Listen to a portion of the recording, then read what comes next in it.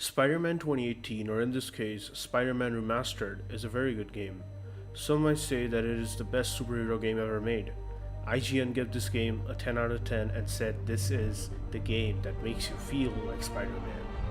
Personally, I would argue that that particular handle of being the best superhero game belongs to Arkham City, but I digress. This game has a beautiful rendition of its own version of New York City with its own Empire State Building, Avengers Tower, the Doctor Strange building, hinting that Insomniac is making some sort of a bigger Marvel gaming universe. Batman Arkham series was also cheek-filled with little Easter eggs hinting at some bigger universe that exists, and finally, after a long time, Rocksteady is finally realizing that vision and making a full-fledged Suicide Squad game. When we compare this game to Arkham Asylum, we get to see the paramount of improvements present here from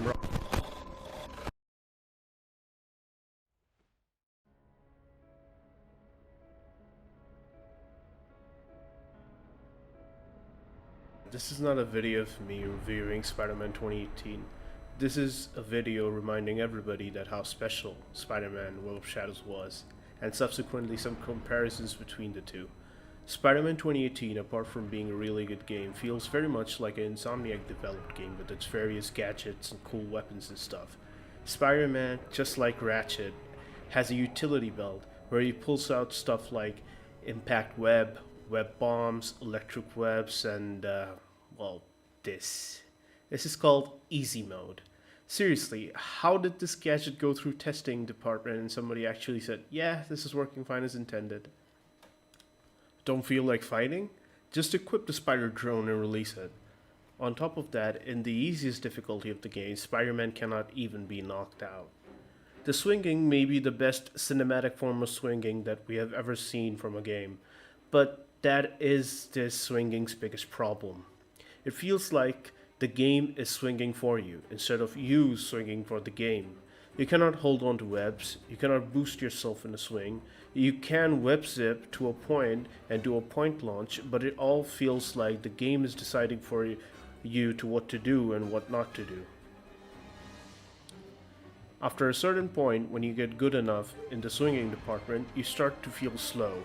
Now, the swinging speed being slow is probably tied to something like the technical limitations of the PlayStation 4 and Insomniac's proprietary engine, but I expect that to change in the future with the advent of the SSD in the PlayStation 5.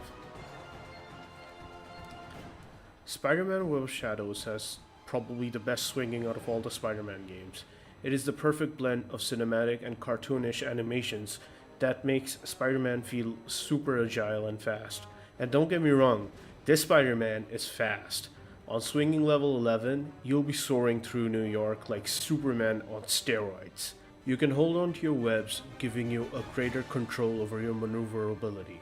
The amount of times that I've just wished in Spider-Man 2018 that Spider-Man would just hold on to the web instead of climbing the building so that I can just launch myself onto the top of the building is just astronomical.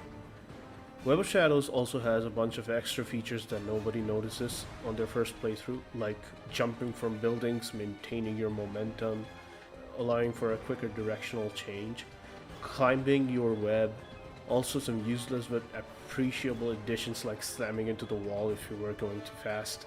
This game was definitely ahead of its time, both figuratively and literally. When the game launched on the 7th gen consoles, it ran like crap. Spoiler warning, when you progress into the story a bit, a lot of stuff starts happening all over the map and screen. I personally think that the engine and the hardware that this game is running on is struggling to render all of these things on the screen at the same time. Because the moment you start swinging too fast, a lot of these issues disappear because the game doesn't have to load all of these extra assets to save resources. WebZip is also present in Web of Shadows, but unlike Spider-Man 2018, it offers you complete control. All of these things combined make for the quintessential Spider-Man swinging experience. Or as IGN might say, it really makes you feel like Spider-Man. The combat is a topic that is debatable, I would say. Web of Shadows goes for a more arcadey style combat with flashy combos, beautifully animated web combos, and of course the web strike, staple of all Spider-Man games. This game was the first to introduce the concept of web strike, quickly webbing the enemy and dashing it for a quick hit. They also further improved this by adding additional press-timed combos for a more powerful version of these attacks. The red and black suit also have different combos which hit differently.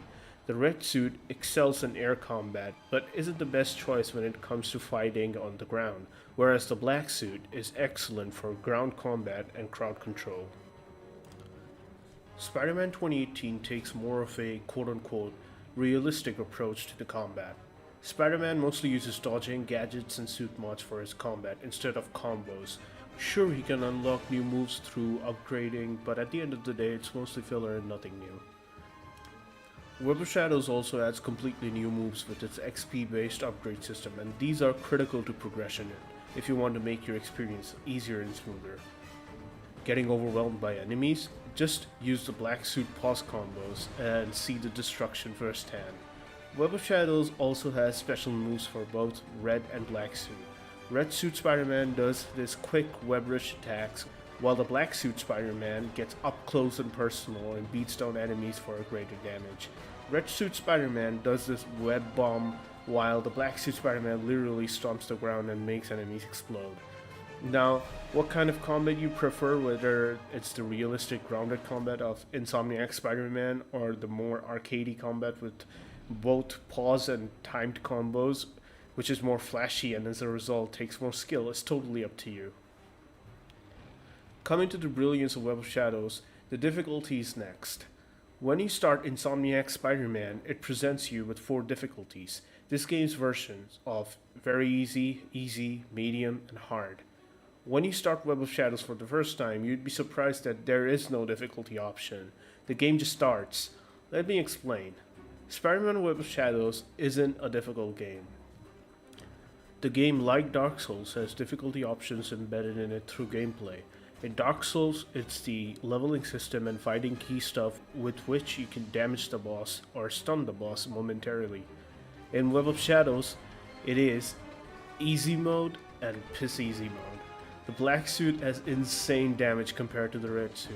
You can literally chuck cars, shoot tendrils, beat down enemies, slam the ground, shoot a grenade like with the area of effect attack that do loads and loads of damage. In the comics, the black suit or the symbiote has similar properties, namely making the wearer more aggressive, faster, and stronger. And this has been perfectly shown through the gameplay in the game. Having a hard time? Just switch to the black suit. Having an easy time? Just switch to the red suit. This, in my opinion, is genius game design. Whether it was intentional or unintentional, only somebody from Shabba Games can confirm.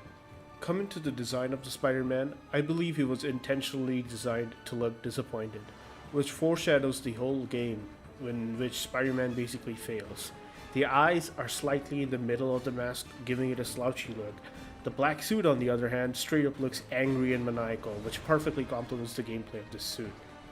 The 2018 Spider-Man went with the moving eyes, and personally I'm a big fan of the MCU Spider-Man with its moving eyes, which in my opinion shows a wider range of emotion coming from a lifeless mask. But I can also appreciate how well Web of Shadows' design suits the game. Now which one you prefer is your opinion, but I personally prefer the moving eyes more. But I can appreciate Shabba Games for trying something very different from what we have seen. Web swinging also has a reason to exist in Web of Shadows. It's not like the world is just there to look pretty. You find spider tokens scattered all around the world that are easy to collect. Collecting them increases your health and swinging speed. Spider-Man 2018 suffers from the cardinal sin of open world game design. Cookie cutter missions, finding the tower, finding meaningless collectibles, etc. etc. I say meaningless as they're not really needed unless you want to clear the map and unlock all the suits. Just know that if there is an option to fast travel in an open world Spider-Man game, that isn't a very good Spider-Man game. Now that's all for the criticisms of Spider-Man 2018, and now for the positives. This game probably has the best starting of all the Spider-Man games that I have played. As iconic and memeable the opening to Web of Shadows is, Insomniac Spider-Man shows you that this studio gets who Spider-Man is underneath the mask. Peter is forced to make a choice at the start of the game. whether he wants to be Peter Parker and pay his rent, or save countless lives pursuing the Kingpin as Spider-Man. And at the end, he does what Spider-Man would do. He goes after the Kingpin. He also faces ramifications of his decisions later on. Peter Parker gets evicted for not paying his rent on time. He faces the consequence of his decision. He has a terrible work life due to him saving the world all the time, and this version of Peter Parker also broke up with Lois Lane, Mary Jane, because he's busy being Spider-Man all the time and also saving her every time she gets into trouble? What? Spider-Man Web of Shadows has a terrible story that doesn't make sense at all when you only think about it for 2 minutes straight. The black suit doesn't magically come off. The symbiotes, though sexual in nature, can only reproduce in once in their entire life, rendering the whole second and third act of the game impossible. The voice actor for Spider-Man sounds so whiny and childish. There's Cage and his search party! The civilian volunteers! Pretty redhead, armed and aghast! You are no help! Hold that APC! We got vehicles inbound! There are multiple decisions in this game, but none of them make any sense, except for the last one and the Wolverine one. But at the end of the day, if somebody asks me, what's the best Spider-Man game, I would still say Web of Shadows, because Insomniac's Spider-Man game is the perfect Peter Parker game. It makes you feel like a human that's wearing the spider suit, whereas Web of Shadows, for a lack of a better term, is the perfect Spider-Man power fantasy. And I hope one day we get to see another wacky experimental Spider-Man game that's just like Web of Shadows and doesn't play by the books this much like the Insomniac Spider-Man version does. Hey you. Yes, you. If you liked the video, go subscribe to PewDiePie. And don't believe what the liberal media says. Gamers are the most oppressed group in this society.